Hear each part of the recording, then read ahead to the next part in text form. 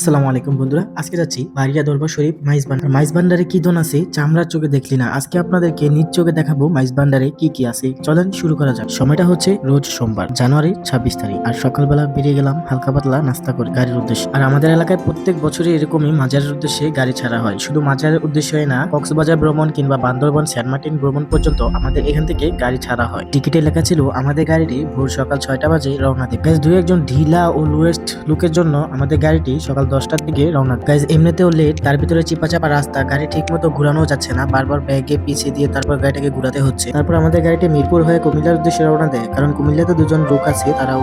কুমিল্লা আসার পর আমাদের গাড়িটি আলেকাচর মাস্টার পাম্পে আমাদের গাড়িটি এসে থামে গ্যাস নেওয়ার জন্য। গাড়ির ভিতরে যাই দেখি সবাই হালকা পাতলা নাস্তা করে নিতেছে, কারণ গাড়িটা অনেক দূর জার্নি করবে সবাই। আমার নানি কি করছে, বাসা থেকে এক গাদা পিঠা বানায় নিয়ে আসছে আর আমাকে দিছে। তো গাইজ কি করবো, পেটের খিদা খেয়ে নিছি। কুমিল্লাতে গ্যাস নেওয়ার পর আমাদের গাড়িটা আবারও রওনা দিল চট্টগ্রামের উদ্দেশ্যে। গাড়ির গতিবেগ ফুল স্পিডে, প্রায় 70 স্পিডে গাড়িটা চলতেছে। গাড়ির স্পিডের সাথে ম্যাচ করে গাড়িতে একটা গান বাজতেছিল, সেই গানের তালে তালে মূলত মাথা নাচে। আর এমনিতেও আজকে লেট, আবারও রাস্তায় জাম বেঁধে গেছে, বিশাল বড় অনেক বড় জাম লেগে গেছে। কয়েক ঘন্টা বসে থাকার পর গাড়ি থেকে নামলাম, নেমে দেখার চেষ্টা করলাম কোথা থেকে জামটা লাগছে। আর এর ভিতরে গাড়ি ছেড়ে দিছি, কারণ জাম সামনে ক্লিয়ার হয়ে গেছে। বলবো গাইস, কিছুক্ষণ পরপরই জাম লাগে আর রাস্তায় অনেক জ্যাম। আর যেতে যেতে তারপর গাড়িটা আবার একটা হোটেলের সামনে দাঁড়ায় সবাইকে দুপুরে লাঞ্চ করার জন্য।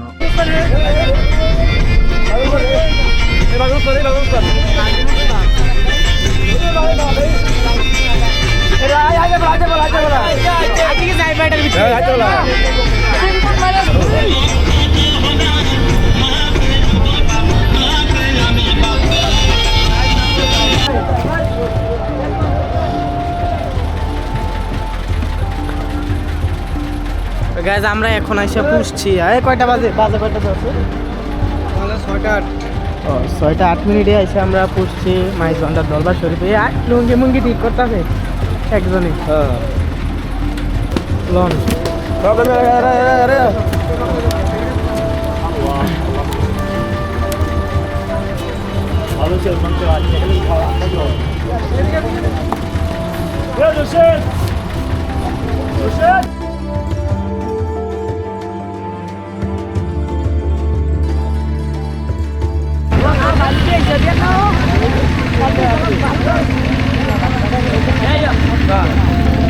অল্প কিছু দূর হাঁটার পর আমার চোখে পড়লো এই গরুর হাটগুলা। মনে কৌতূহল জাগলো প্রশ্ন, কি হতে পারে এগুলা? এগুলা হচ্ছে যারা দূর দূরান্তন থেকে আসে বা হাদিয়ে নিয়ে আসতে পারে না, তারা এখান থেকে চাইলে ক্রয় করে তারপর হাদিয়া মাজারে দিতে পারবে। এখানে হাদিয়া দুইভাবে বিভিন্ন। এক হচ্ছে আপনি চাইলে মাজারে টাকা দিতে পারবেন, আবার আপনি চাইলে এখান থেকে গরু কিনে মাজারে হাদিয়া দিতে পারবেন। সবকিছু জানার পরেও কৌতূহল বশত আমি জিজ্ঞাসা করলাম এখানে থাকা একজন, এটি কি মানে হাদিয়া না কেন কিনা নিয়ে আমাকে হাদিয়া দেয়? এটা আমরা হাদিয়াও কিনে নিয়ে দেয়, আমরা আবার ওখান থেকে নিয়ে আসি। মানে মানুষ যে হাদিয়াটা দেয় ওইটা কি এনে রাখেন না অন্য কোথাও রাখে? না, ওটা অন্য কোথাও। আর এন থেকে মানুষ কিনে নিয়ে হাদিয়া দেয় ইয়াতে মাজারে। হ্যাঁ, এখান থেকে এইখান থেকে নিয়ে ওই যে মাজারে হাদিয়া দেয় মানুষ। আসলে এখানে হাট বাজার এইটাই।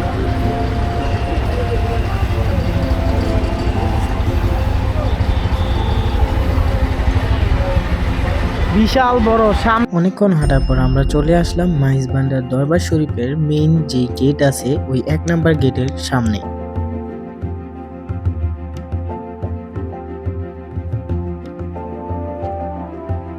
আর গেট থেকে 2 মিনিট হাঁটার পর চোখে পড়লো এই মাজার, কেননা এই মাজারটি আগে কখনো এখানে দেখিনি। মনে একটা প্রশ্ন বেঁধে রইল, কোথা থেকে এলো এই মাজারটি, কেনই বা এখানে স্থাপন করা হলো? আর আজকে যেহেতু শেষ দিন, তাই মানুষের ঢল, লাখো লাখো মানুষ এখানে এসেছে। আজকে আখিরি মোনাজাত হবে। এবারের মতো এত পরিমাণ মানুষ আমি আগে কখনো মাইজ ভান্ডার দরবার শরীফে দেখি নাই।